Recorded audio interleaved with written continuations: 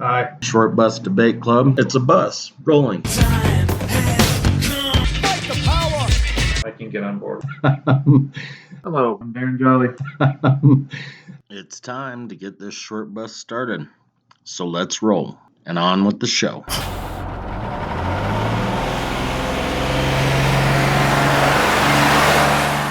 Hello and welcome to another edition of Short Bus Debate Club. This is Brian Courtney, and as always, Darren Jolly is across the table from me. Hi, long time no eat. Jesus Christ, that went through the roof. Oh, good, for once.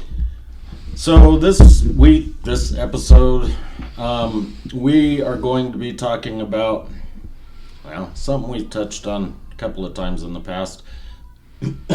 Censorship.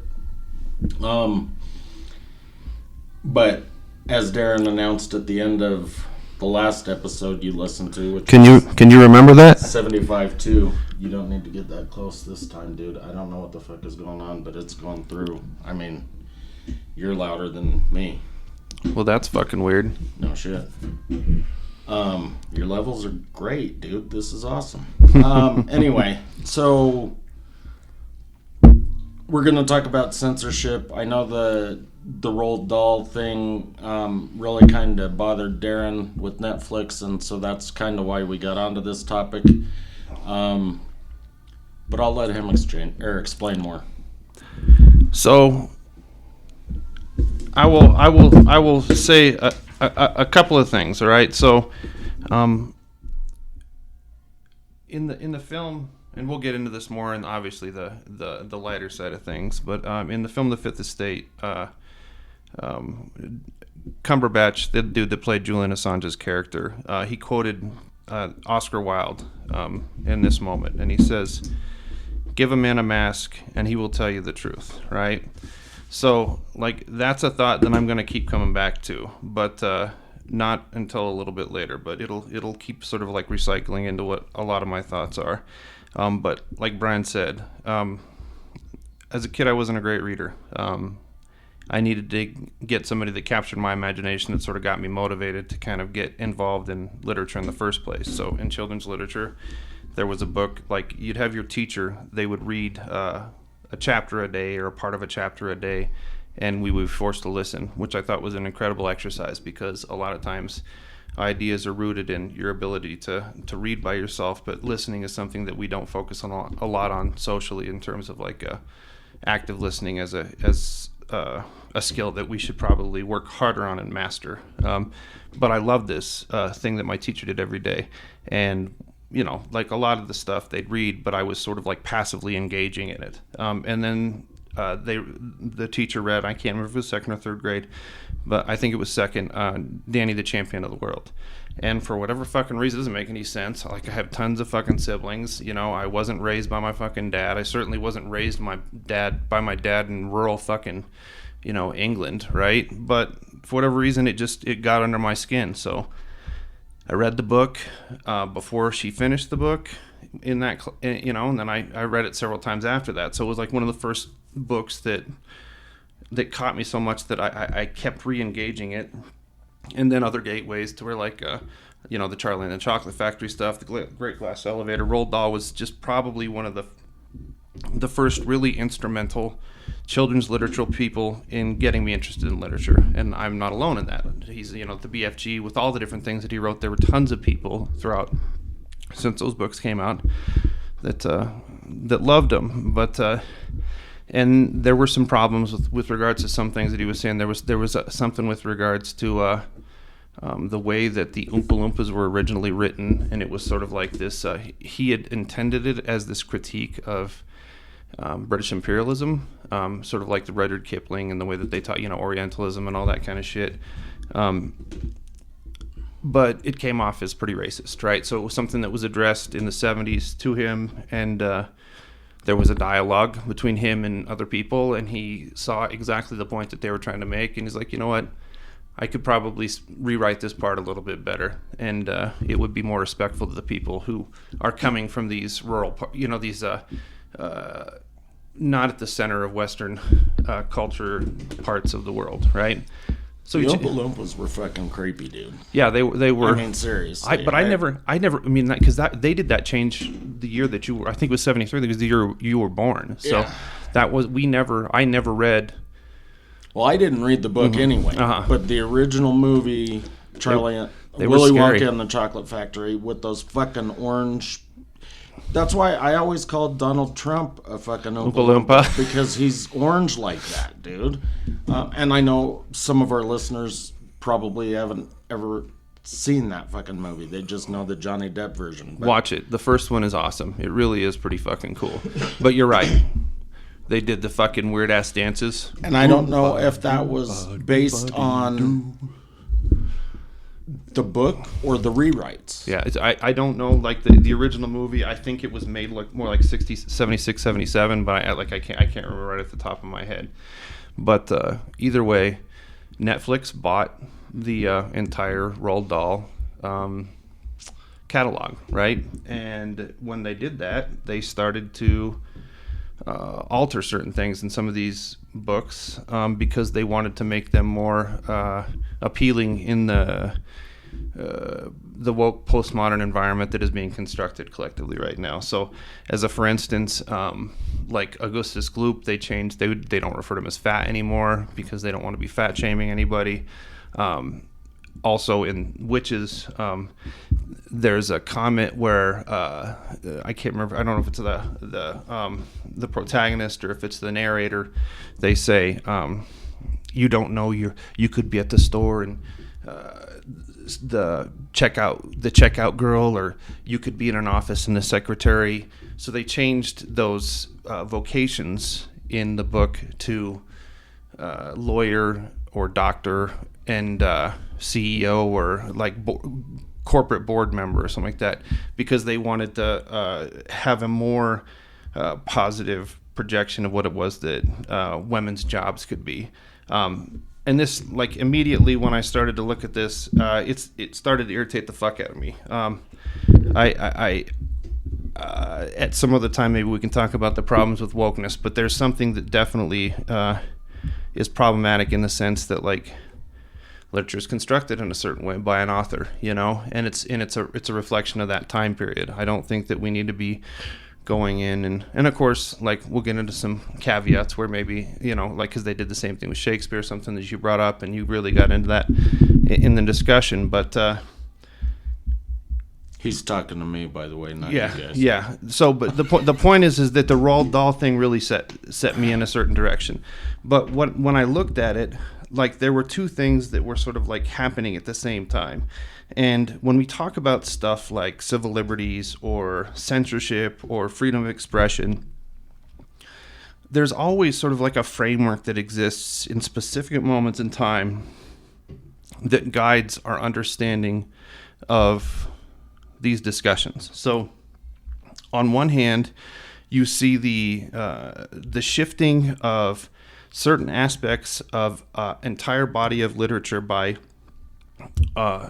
an author that has been historically revered as being capable of really getting kids to engage in child literature. But because there are these little caveats, people want to go in and they want to start tweaking things in them. And so that's happening. The corporate woke shit is happening on the alleged left end of the spectrum. And then on the right end of the spectrum, you have the DeSantis Florida House Bill 1467, which was requiring a process for reviewing and removing books found with objectionable material from inside of schools, right? So the framework. So the point is that like a school board would have to say, there's this book that we think has what we consider objectionable material, right? And they would take it. They would have a public discussion debate over the content of the specific books, and if it was found that those were books that those specific parents within that school district didn't agree with, because the whole idea that DeSantis was trying to sell was that it gave parents more of a stake in what teachers were teaching in schools, where teachers don't have carte blanche with regards to it. parents get to give input, and like ultimately what ended up happening was these massive amounts of books started to get banned in these different school districts inside of Florida, and it tended to be focusing on issues relating to young adults generally struggling with issues in relation to sexuality, in relation to identity, and also ideas of racism that so like for instance, who was the not Rod Crew, the guy from Milwaukee, the one that they banned his book. Not Jackie Robinson. No, it was the fucking Puerto Rican. Yes, right? that's yes. I don't know why I can't remember his name. Can't Great, remember. it'll come to me in a minute. But he talked about his experience being coming into the league and his experience with racism, and they literally pulled this book out because he even talked about the fact that he experienced racism. Canseco? Not Canseco. No, this is way before Canseco. Right, I know. I'm just trying to think. Yeah, it's. I know. He is a Milwaukee. He was a Milwaukee Brewer. As soon as it starts with a C. But so those were the themes in relation to sexuality, identity in young adults, and issues in relation to racism. So they literally started to pull anything that had to do with that out, saying that the racism stuff was an expression of critical race theory. I do not want to get into a discussion over what it is that constitutes critical race theory. Anything that has to do with racism is not... I'm assuming you're talking to me again. I'm talking to them, fucker. Anything that has to do with racism is not synonymous with critical race theory. Critical race theory is a very specific legal doctrine, and things have gone off the rails with regards to it. And a lot of that is because of the ridiculous woke shit that's affecting stuff like Roald Dahl in corporate spaces. So there's all kinds of blame to go around with how this is happening. But while these two different things are going on, the Roald Dahl thing and then the Florida DeSantis House Bill 1467, in the background there's this thing going on with the Twitter files. And when I think about the Twitter files, I think about it in the context more of a bigger issue in relation to civil liberties.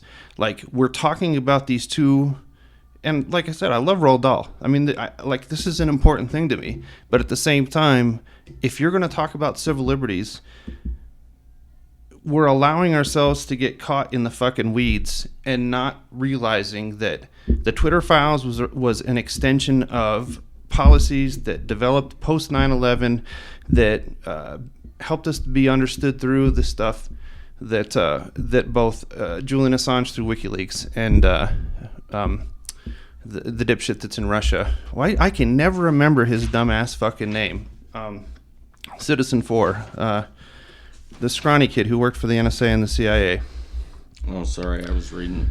Edward Snowden. Yeah. So Edward Snowden, through the things that Snowden handed to the Guardian folks, Glenn Greenwald and the like, to show what the NSA was doing through spying, through telecommunications networks, through the internet, and then of course everything that Assange did by creating a space to where whistleblowers were able to blow the whistle and keep their identities secure. These are real substantive concerns when it comes to issues as it relates to civil liberties, freedom of expression, freedom of the press, things like that. So I want to, I guess, just say something, because I didn't realize until I was just now reading that it wasn't just the Dahl books, but because of all of these fucking assholes complaining about everything constantly, they're making changes to the Bond books. Really? Yes. I mean, and those were just straight sexist fucking, but who gives a fuck? Okay, so... What was that? What was that author's name? What's his name? Ian Fleming. Ian Fleming, that's right, yes. Uh-huh. Okay, so they're making changes to the Bond books, and they said, anything that was said negatively about black people, they're removing. And then, most critics are complaining that there's still, sex and sexism and all of that stuff. Here's the problem that I have. You and I talked about how we didn't want to make any edits to this show or delete any copies of the show for the purpose of posterity, right? So you mentioned that I had talked to you about the Shakespeare thing. Mm-hmm. So this brother and sister, the sister really did it, but back then in the early 1800s, a male was really the one who had the juice. Mm-hmm. So her brother Tom got the credit for it. What was the family's last name? It's Bowdler. So they actually have a verb named after him now. And to do what Netflix is doing to the Dahl books, I would consider Bowdlerizing or Bowdlerizing.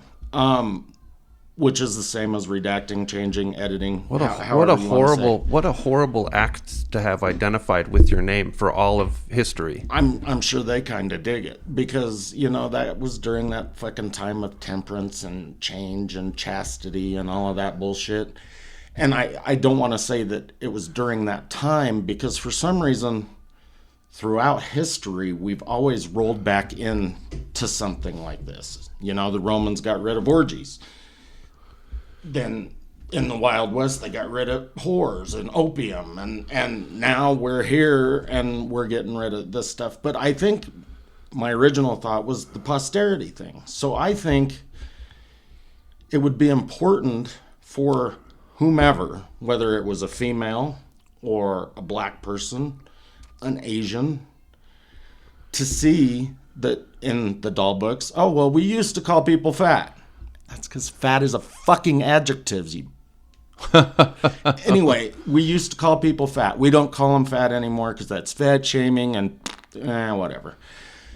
But it's important because they can say, well, maybe it gives us a barometer of whether or not we're doing better or not. Maybe. I'm not saying it's true, but for posterity, somebody could go back and look and say, you know what? Ian Fleming made all sorts of negative comments about black people. And he had Asians as servants. And whatever. And every time they had rice, they said lice. Shit like that. Yes. Well, that was mostly Austin Powers. But still, in the yes. movies, which was a reflection of and I don't know how much it's going to be connecting to actually what Ian Fleming was writing. Have you ever read any of the goofy ass books that he wrote? No. He died by the time in 1964, so he was dead a long time before I was born. And then I just started watching the movies in the 80s. I mean, and I continued. When did they start? Them. When did they start making them? When was the first Bond film made? Fuck, I don't know. Sean Connery, I would say probably 58, maybe 62, somewhere in there. If I had to guess. No, I'm just like Sean. I mean, like he is an important Scottish actor.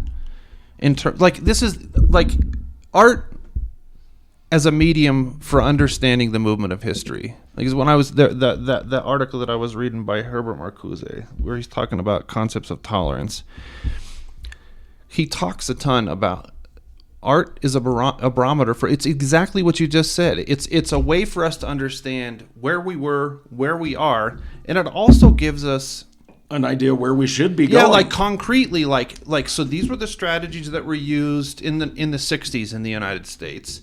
You can't, you're not going to relive Selma, Alabama. The Montgomery bus boycotts are never going to function again. You're never going to have the Nation of Islam through the fucking the eyes and the experience of the Nation of Islam and Malcolm X, or the Honorable Elijah Muhammad, or any of that shit happen any more than you're going to have Huey, and Bobby, or you can pick other, Dolores Huerta, the fucking.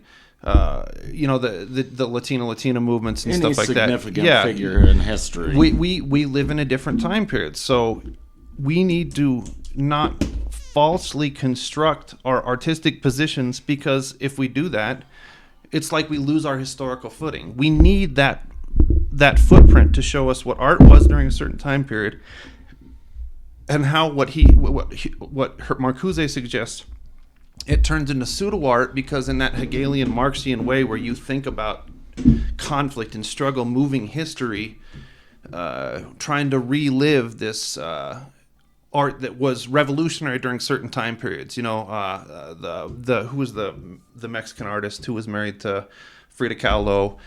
He was commissioned by the rich ass oil people to make that big ass in that the Standard Oil family. I have no fucking idea what you're talking about, dude. So this the guy that I don't know why I can never fucking remember anybody's name, but he drew this big mural in Rockefeller Plaza. He was commissioned by Pablo. Not Picasso. No, because it was after that. But either way, he was commissioned to do this, and he put a picture of Pablo Nefreda. No. That's a writer. Never mind. I remember after his wife died, whatever. I'll come back to it in a minute. But above the Rockefeller, he put this image of syphilis, right? Because he was trying to create this image of like superpower developing out of financial places. Frida Kahlo's husband is what I'm trying to remember. Just say Pablo Neruda. It's not Neruda. You said the one that was married to Frida Kahlo, right? Well, maybe he married her after. No, because Kahlo died.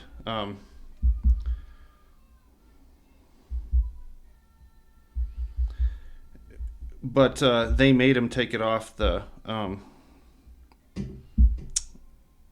Diego Rivera, of course, Diego Rivera. So they made him take it off the mural, and then he repainted the mural in Mexico City, which of course sucked because it's a perfect example. When he did it in Rockefeller Plaza, he was talking about capitalism in a certain way. He was talking about power as a Mexican artist. There's a power relation between the United States and Mexico. All of these various different things. But when they allowed him, so like again, they ended up destroying it in Rockefeller Plaza when everything was said and done. But when he redid it down there, it's like it doesn't. Yeah, so it's exactly what Marcuse is talking about, the difference between art and pseudo art. So, and why you can't fuck with fucking literature because you're ruining the historical function, which is the argument that you were suggesting. Yes, and that was the reason that I mentioned, Thomas and Henrietta or Harriet. That was their name? Yeah.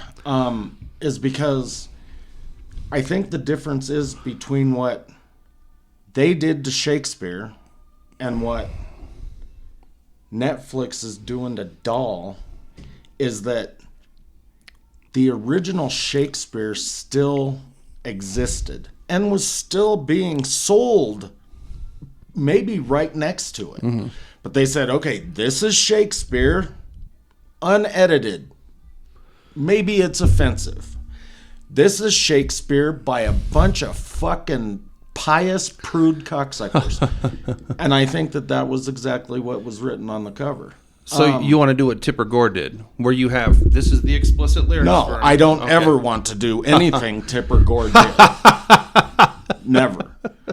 But I would prefer something like that. Okay, and so that's what they said about the James Bond books. And apparently Disney did something similar. So inside the cover of these books, or maybe on the cover, there's a disclaimer that reads, "This book was written at a time when terms and attitudes which might be considered offensive by modern readers were commonplace." So that's going on a lot of the Ian Fleming stuff, and it is very similar to what they put on stuff like Jungle Book for Disney. Mm-hmm. That doesn't make me any happier, especially if they're pulling shit out. But I would prefer the warning to, and I fucking hate that term. I know I hate everything, but yeah, anything's loaded when you're saying warning or something. Well, no, like that. I just hate woke. These motherfuckers are not woke. They are the dumbest cocksuckers I have ever met in my life, and they need to have their fucking top knots cut off their head. They need all of the shit. Their top knots. Well, I mean, most of them have man buns, right? this woke population. I was somewhere the other day and somebody said, dude, because my hair is getting long, you should do the man bun. And I said, I would fucking sooner slip my wrist in a warm tub than do a fucking man bun. So to be woke, I mean, it makes it sound like we have reached enlightenment. And these motherfuckers are so far from enlightened that it's amazing to me. I don't know who originally came up with it, but I've heard stand-up comedians complain about them and call them woke. I've read stuff on the internet where they talk shit about the woke people. Actually, I think... Oh, no, it wasn't this article that I'm reading right now. It was the previous one about the Dahl stuff. It said Dahl is now being written for the woke crowd. I don't want to get into an argument about woke, unwoke, whatever. I mean, the fact is we've got a serious issue because if we take the barometer, and even though I said things cycle, we're supposed to be at a place now where people understand that, one, they can put the book down. If you don't like it, don't turn a fucking page. Put it down. Recommend that no one else reads it. But don't try to have it changed because it's not yours. Yeah, okay. So but now you're making an argument that so I mean, like, ultimately you just have to lose that argument because you can make that argument and that's the ideal type that you want, right? But that's not going to happen. No, it's not. Because I Netflix that. owns fucking, which is just, again, makes me want to slip my wrist in a warm tub. But I'm talking about other things besides Dahl, just in general, because we're changing lots of stuff. And like I said, comedians are changing their sets to make the woke crowd more happy. Yeah, it's but that's okay. So then that is point. So like when I said part of the reason why I didn't even want to like frame it in the Roald Dahl versus DeSantis thing, but at least I have to see that because I have to see, like you said, this is what's happening. I mean, you have pieces of art that are being changed, and you have artists that are literally changing the way that they're constructing their art. It's turning into pseudo art, in Marcusean terms, because they're not trying to be like, and we've talked about before, like the function of DC guy, the funniest motherfucker on the planet, Dave Chappelle. It's his responsibility to show us where we're being stupid and to laugh at it, right? So his friend Neil, because Dave Chappelle quit doing stand-up for a while, and it was because of that whole transgender fucking uproar, whatever. Well, he said, I'm not going to make fun of trans anymore because we can't have this conversation. Well, no, but I mean, he didn't do a fucking stand-up show for maybe he did stand-up shows, but he didn't do a stand-up special for 5 fucking years. Not after that. He did one. He didn't do them in between when he walked away from the money.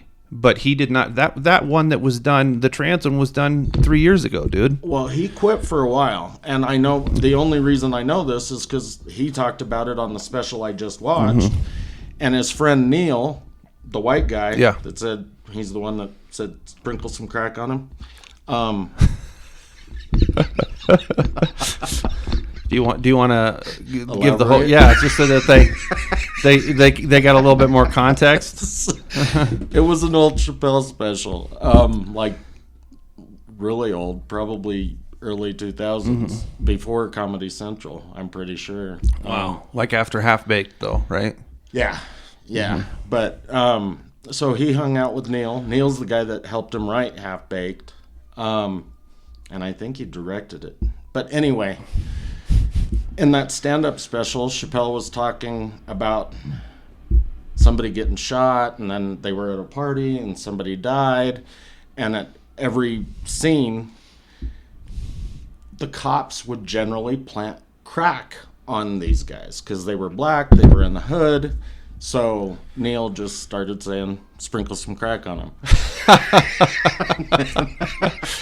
It's important that we Case closed. It's important that we laugh about the stupidity of these things. And I understand with all this stuff with regards to what happened with BLM. I mean, but of course BLM was going on for fucking 7 years before that anyway. But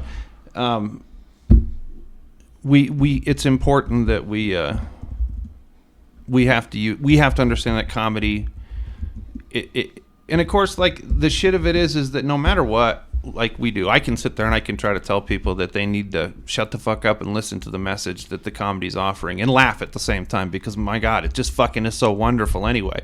Like, that's why we love comedy, is because it fucking makes us fucking roll in the aisles, and it shows something. Like, if music that I fucking love, music that I love takes me somewhere, it shows me something that I never heard or seen before. That's like comedy. That's like any good fucking art. It's like the fucking blindfolds come off your fucking eyes, and you didn't even know that you had fucking blindfolds on in the first place. But I don't think a lot of people actually like comedy. Because they like to be comfortable. They don't like to be uncomfortable. Well, and they don't have, I don't know if it's the analytical thought or common knowledge, or there's something missing there where it doesn't click. And I'm not saying that they don't like certain types of comedy. I'm saying that they don't like comedy. Like, generally speaking, I don't like slapstick. I'm not a huge fucking Three Stooges fan. I love Chaplin, dude. But Chris Farley... You loved yourself some Chris Farley. Right. Tommy Boy. I've never even seen Tommy dude. Boy. You fucking talk about Tommy Boy for fucking 20 years. The guy's been dead forever. Yeah. Tommy Boy. Yeah, so, I mean, I guess I do like some slapstick. But, you know, I'm not a huge Lewis Black fan. But that's not because I don't like dirty jokes. It's just his delivery. Because Dave Attell fucking cracks me up, and he's blue as a motherfucker. So it's just, that's what I'm saying, is that I don't think everybody likes comedy, and it's something is missing. Like, maybe the way they were raised, they were in a house that wasn't funny, or they were told, you know, laughing is a sign of the devil. Or maybe they just don't, like, they don't understand it. Like, they just don't. Their mental capabilities are, they're having some deficits. Because, like, when I hear the people that responded to, like, Chappelle, or the people that are trying to adjust those concepts of comedy and trying to sort of like cancel them, you know, blackball them, whatever, you know,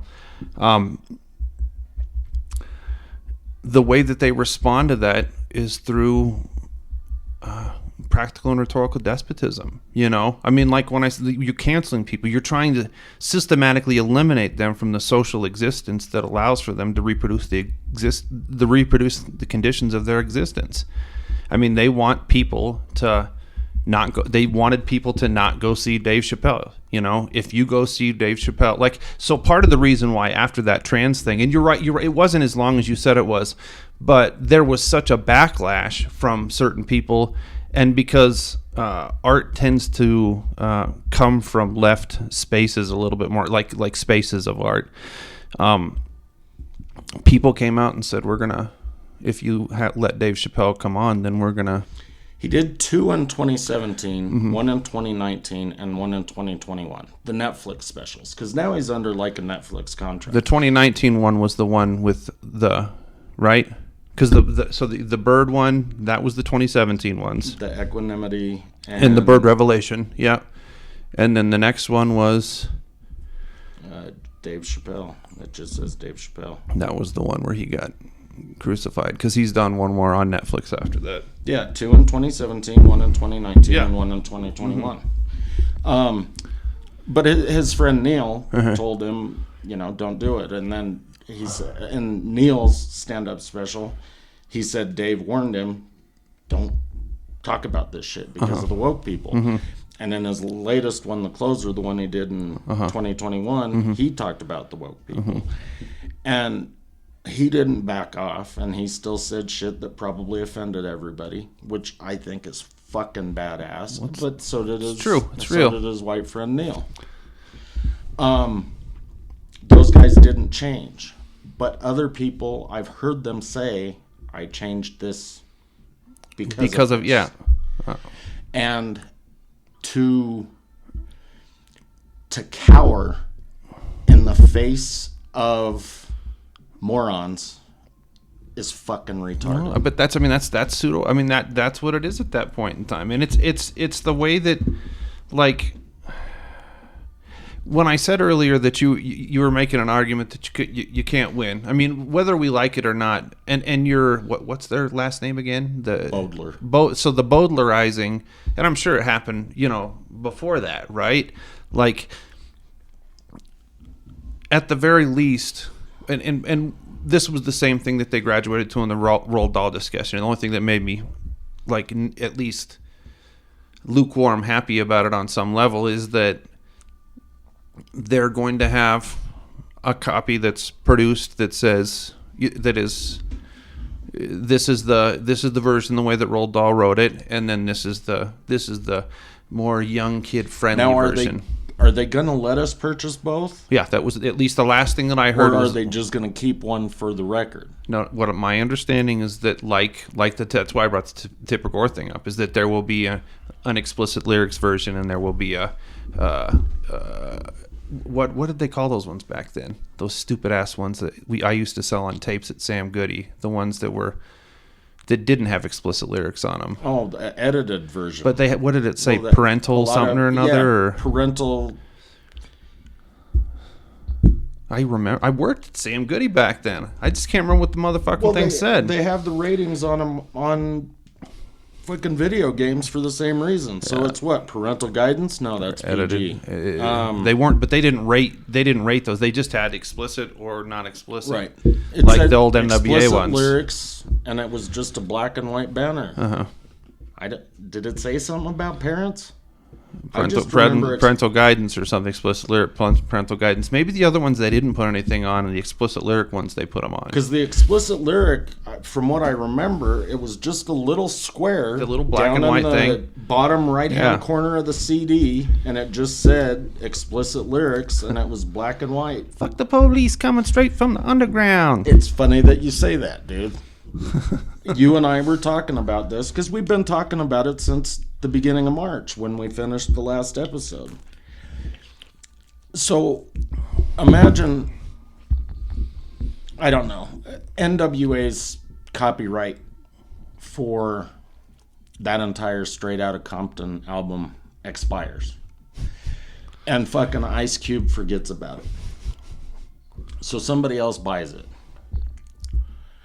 And because there are offensive lyrics on there, they change the songs so that now they can be released and they can do commercials with them and everything else.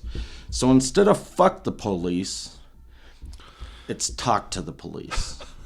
Talk to the police. And I don't know what's going to be coming from the underground and who's going to have it bad because he's brown.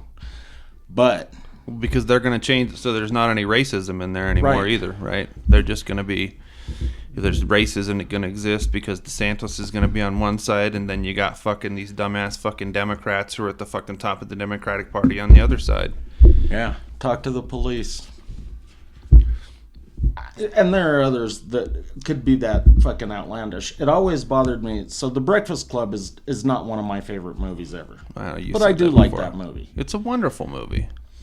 But on the edited version that they used to show on, like, I don't know, Channel 2 or whatever, Molly Ringwald said, you are such a brat.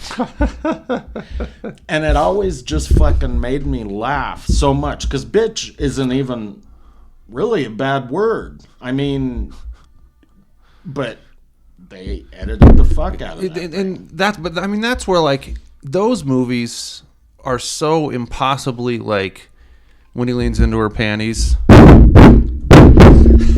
Fucking hilarious, dude. Fucking hilarious.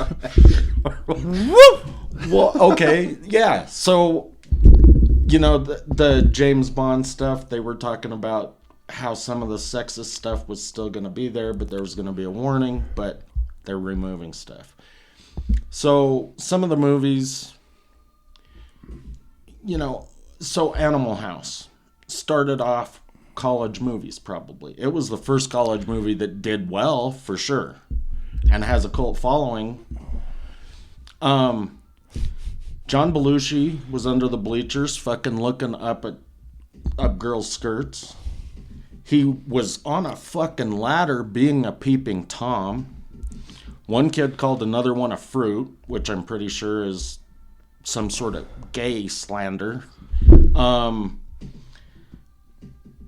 Are we going to get rid of Animal House in its entirety? Because Animal House really kind of spurred on Old School. And Old School, I know a lot of kids like that. You're my boy, Blue. I love that movie.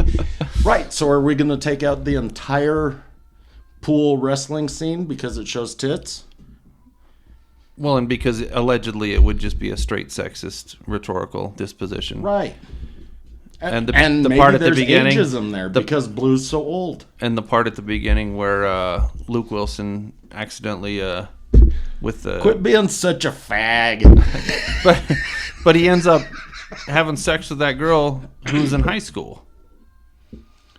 Well, yeah, but you said at the beginning, so I thought you. Well, that's pretty much at the beginning when he was in the fucking. He jumped in the cab at the airport, and the guy's like, he goes. Luke Wilson goes, excuse me, sir, your seatbelt's not working. And he goes, you're in the back seat. Quit being such a fag. He drives off. And then he slams the brake and make him slam his face into the screen. So, on for historical purposes and for the pseudo art purposes, I'm with you. I don't want all these things to be bastardized. I don't want all these things to be changed. I don't want Animal House to go away. Even that wasn't like I liked Breakfast Club way more than I liked Animal House. But I know Animal House was Well, you liked Breakfast Club because it had some sort of fucking social meaning. Right? Of course. Animal House had no fucking social commentary at all. It was a comedy. It was National Lampoons, dude.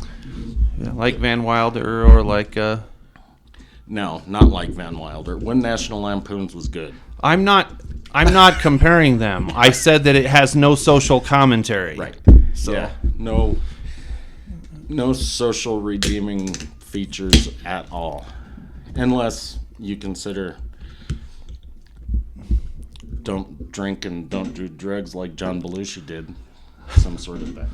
I don't know. Well, I mean, and if you can be a quick talker, then you can get shit worked out like Ryan Reynolds, you know? Van Wilder. I only ever watched it once, so, I mean, it wasn't my favorite movie either. It just didn't have a lot of socially redeeming values to it. But having said that, though, sometimes, so those things did have social redeeming value during that time period because the rise of the Christian right was like pressing. So in certain moments, so like, and we'll come back to this more when we talk about the movies, but there's an argument at the end of People versus Larry Flint when they go to the Supreme Court and they ask the question when they're talking about Jerry Falwell sleeping with having sex with his mother in an outhouse. Satire. What's the social value of that? Well, the social value is to demonstrate absurdity. You know, you demonstrate the absurdity, and you demonstrate the absurdity of your disagreement with that ideological disposition.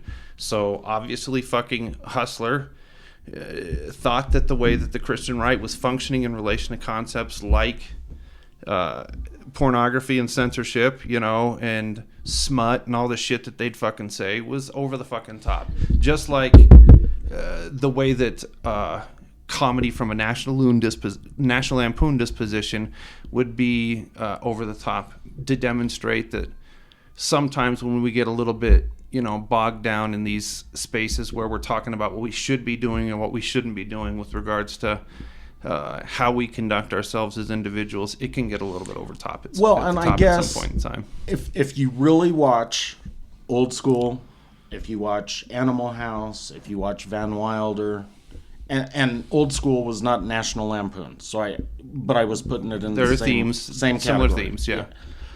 Then it is one class versus the other, whether it's, you know, poor and stupid versus elitist, or, well, poor and stupid versus elitist is really. So there's a class discussion in Lampoon and in Animal House. There is a class discussion. I guess I didn't think about that. That's funny. Thank you, sir, man. I have another. What about Revenge of the Nerds? Also, yeah. I mean, but again, same basic thing. But I think more, and that's one that they would completely fucking ban now because they're calling them nerds, geeks, whatever. And that's offensive. Even though nerds and geeks fucking end up running the fucking world now. But I think that is something because that is, they're putting this entire fucking group in this negative space. Yeah. Social outcasts. Yeah. So I think that is something that they would change. And instead of calling them nerds, they'd call them really smart people who like to read. Which fucks everything up because it, like them overcoming the stigma and him fucking Betty, I mean, these are important things. They are incredibly important, but they would get rid of that entire moonwalk scene where he fucked her on the moon. We have Bush. I mean, my God, dude. That entire thing would be gone. Oh, hep high. Oh, and that definitely would be gone because he was Asian. Yeah, and he's all gone. I mean, sir, but that was a good movie. But see, you said overcome. And I don't think... Okay, so maybe the LGBTQA plus or whatever the fuck they are now, maybe they have overcome some things. But for the most part, kids today haven't overcome anything. They don't, for the most part, do homework. When field day happens, they all get fucking ribbons. If they're in a fucking organized sport, baseball, soccer, whatever, they all get trophies. So they don't have to practice to get better. They don't have to overcome anything. And I know the trophy thing is only true at a certain age. You get to a certain point where competition, and there are sports positions that are structured when they're younger too, where it is not just everybody gets a fucking. Dude, maybe I don't know what age it is. What, like 12?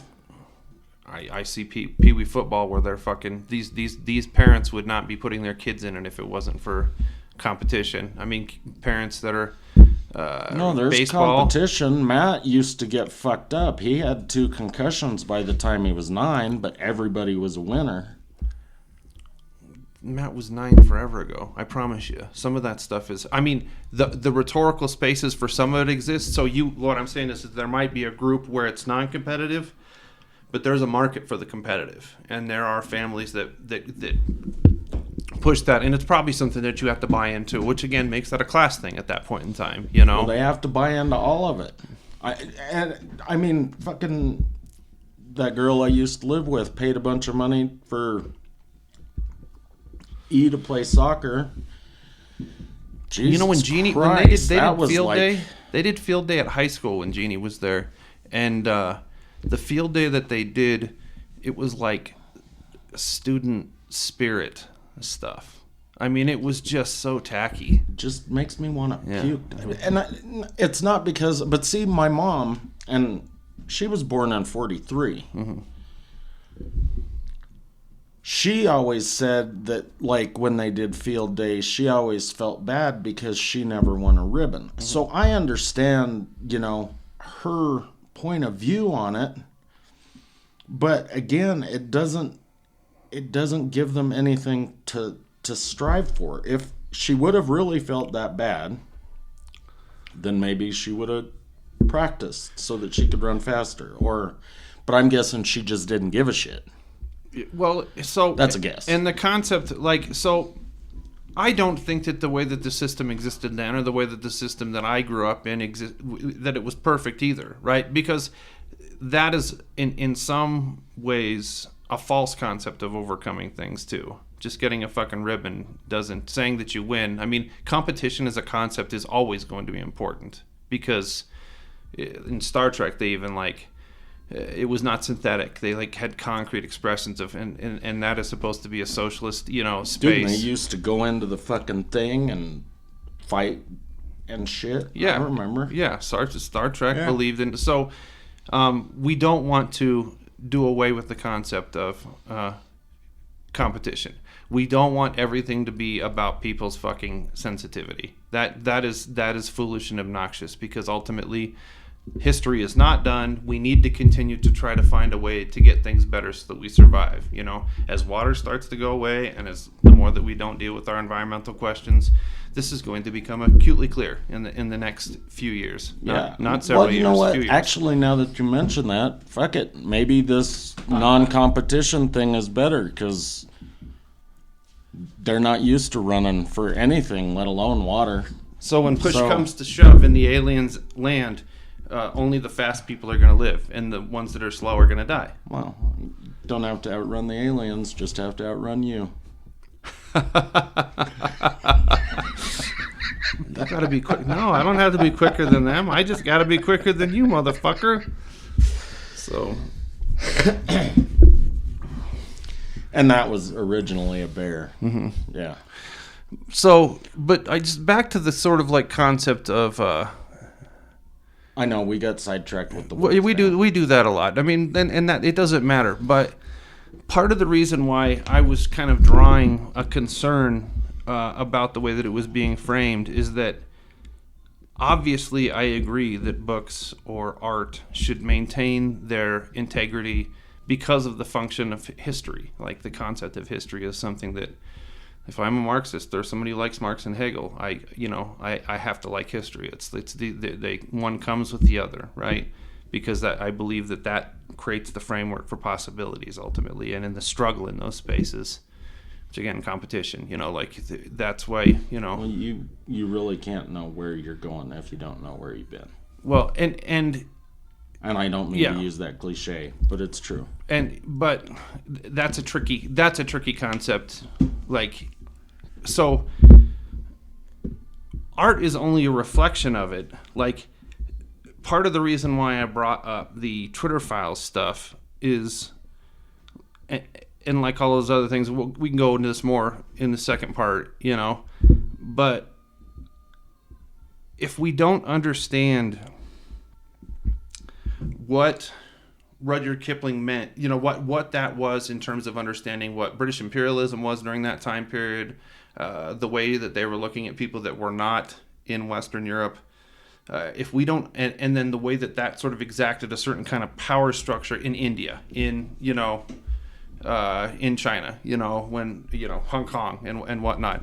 If we don't understand that, if we're not placing it in a larger context, then we're not really understanding what the historical significance was of that in the first place. So bastardizing it hides all of that fucking shit at the same time. But being able to see those things doesn't guarantee that you're going to be able to see that other stuff, because you have to be smart enough to be able to pull the paradigm out in the first place. And like you kind of suggested, to even understand where the possibilities of the future are, you got to really understand why it is that Netflix wants to, change that stuff in the first place, in terms of creating a false sense of social development. Yeah, because there's some serious fucking irony there, dude. Considering Chappelle was the guy that offended everybody on a Netflix special. And when I say everybody, I mean the woke people, right?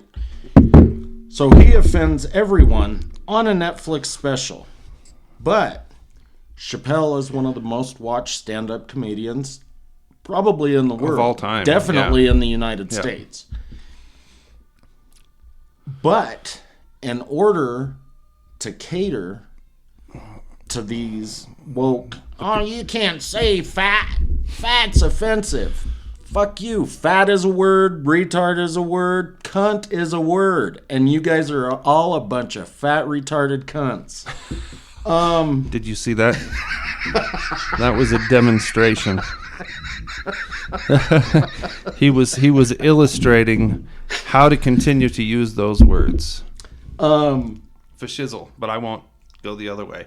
So they're doing it, and I know this is where you were going, so I don't mean to steal your thunder, dude. No, you're not. There's no thunder stealing. They're doing it for money. Mm-hmm. And you'd think that these woke people, if they were truly woke, they would say, you know what? We're not going to read the Dahl books because you're still showing Chappelle. And Chappelle was the one that pissed us off to begin with. And sorry, Dave, I'm not trying to throw you under the bus. And I'm sorry for calling you Dave because I don't fucking know you. But I don't... You're not really sorry. No, I know. I mean, yeah, that was kind of a stupid thing for you to say. So I don't really know, like... That's a really respectful thing, though. That weirds me out a little bit, dude. You apologize for something that you would never really apologize because of how much you respect the way that he approaches these kinds of things. Yeah. Him, not another. But that's irony too, right? You fucking kowtowing motherfucker. You fucking nut lapping fucking. I'll fucking kowtow to Dave Chappelle. I'll fucking dance a jig, dude. Carry on, please. But you dumb fucker. Just keep talking, dick.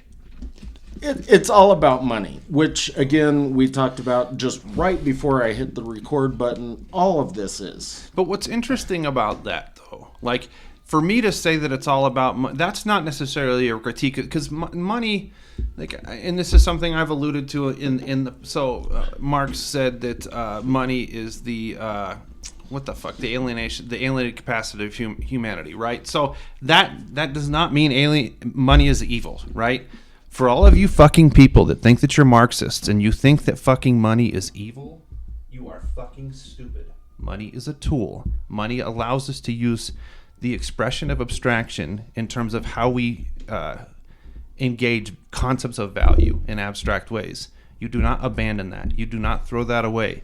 You just don't allow the motherfuckers that have power over it to be the ones that utilize it and manipulate it so that you're stuck on the bottom and their social relation continues to reproduce on the top.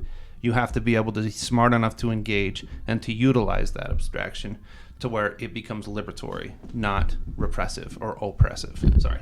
No, that's fine, dude. So in that context, though, the Chappelle stuff, right? They cannot abandon that market because there's so much, like you said, he's the most fucking watched comedian probably in history. Well, and he ends up having them watch other stand-up comedians. Yeah, he drives the market. Who have other specials that are on Netflix, and they could be just as offensive as he is. Mm-hmm. But yeah, I don't. But that's another one of those ironies where you have, like you said, you have the situation on the side where they kowtow to that other space, but they're not kowtowing to it. It's a double-pronged strategy, right? One is that they make it look on one front like they give a fuck what these people's opinions are. They create the space where they can show that shit to their kids and hold their hands in their little fucking circles and say, we changed the world. We really affected something. It's really real. And at the same time, the real market driver is this other space where the individual continues to function as a real artist, and deep in the seeds of what Dave Chappelle is doing are the seeds for tomorrow, where it is that we're going. I hope you're fucking right. That this is the way that history has happened for time immemorial. Like Shakespeare, was the guy. I mean, and he, like you said, irreverent, dirty, body. I mean, fucking hilarious. I mean, he showed the British people and through anybody that engaged in that, those images throughout the fucking, the globe now. He introduced shitloads of words to the dictionary that just didn't fucking exist. Well, he created the space for us to be able to see ourselves in the abstract as it's performed. All of the things that turned into television and turned into fucking movies, the box office, all that stuff is rooted in the way that he created irony, the way that he created, satire, the way that he showed us the human condition in a way that we had never looked at the human condition before. I mean, like Chappelle is, in my estimation, he's not Shakespeare, but he's an extension of Shakespeare because of the way that he crafts his comedy. Performance. Yeah, performance. Delivery. Yeah. He shows us something about ourselves that we didn't, which is exactly what Shakespeare was doing. Fuck, I already knew it. That's why I laugh most of the time. But I don't know. I think a lot of that shit. Wow, I was gonna start talking about other stand-up comedians, but who else do you like other than him? Dude, I fucking love Chris Rock. I mean, of course, all of the old guys. Have you seen the shit, George though? Wallace, David Spade, Blake Clark. Have you seen the Will Smith thing, though, with the new Chris Rock one? Yeah, it's fucking hilarious. And I love the fact that he said, you know what? I'm single now. And I've been fucking. And he said, you know what's weird is that I'm going to go home with somebody tonight. And I'll eat her ass. But I'm not going to hold her hand. That's what he said? I'll eat her ass, but I'm not going to hold her hand. So, yeah, Chris Rock. I mean, Bill Burr is fucking hysterical and has really been is. for a long time. And he's another one that says things that really make people uncomfortable sometimes. Jim Jeffries. Yeah. Who's that the hillbilly? He's a newer comedian. Dude, he's You fun. were trying to talk to me about him because you said he does a podcast too. Yeah, dude, he's fucking funny as shit. Keep talking. Do you like Louis C.K.? Yeah, he's pretty funny, and his show was fucking hysterical. But they cut it. I think he was too offensive. But like I said, Dave Attell is fucking hilarious. He's got this fucking show, this bit about retards and buttons, and it fucking makes me laugh so hard I cry. Retards and buttons. Yeah, if you guys haven't seen the retard button thing by Dave Attell, you need to look it up. It's fucking a riot. But there's a bunch of them, and there's some of them that I don't even know their names, dude. I mean, which means probably just that they're not famous yet. Because I used to watch all of those, like MTV had a half-an-hour comedy special way back when. HBO had the HBO half-hour comedy hour. I always watched the stand-up comedians on, like, Letterman and fucking... Well, I never watched Leno because I was pissed they gave him the job instead of Letterman. But whatever. This guy, they don't put him in a lot of places because he's irreverent. You said his name was Tim Von? Theo? No. Theo Von. Yeah, Theo. Fucking funny motherfucker, dude.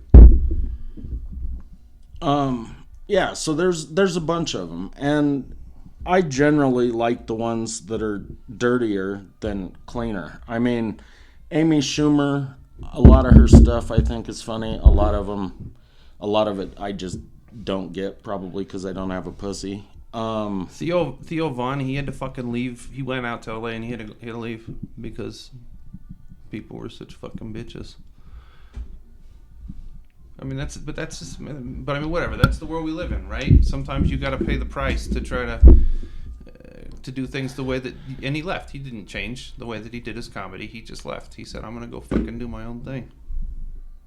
You mean he had to leave because they were like gonna give him a show or something, and he had to leave, or he was doing stand-up comedy, and people in fucking California were fucking like shitting on his forehead. No, I get that part, Yeah. but what I'm saying is I don't understand. Like, why was he in there? Why was he in L.A. or San Diego or wherever in California to begin with? Because that was the market. He was just there to do stand-up. Yeah, and then the reactions that developed, especially like around COVID and everything. He's like, I can't fucking do this up here. Like a lot of and there's a ton of them that left and went down to Austin, like following Joe Rogan and stuff, and the fucking comedy scene in fucking allegedly in Austin right now is like crazy because of all these people that couldn't stand California politics anymore. So, That's interesting. Yeah. Because I always thought of Austin as a music town, not a comedy town. It's a performance town now, I mean, because the music's not going anywhere. South by Southwest and fucking Austin City Limits and all that shit. Even with Robert Rodriguez being there with everything he's done, I wouldn't have considered it even a movie town. And I know they make movies there.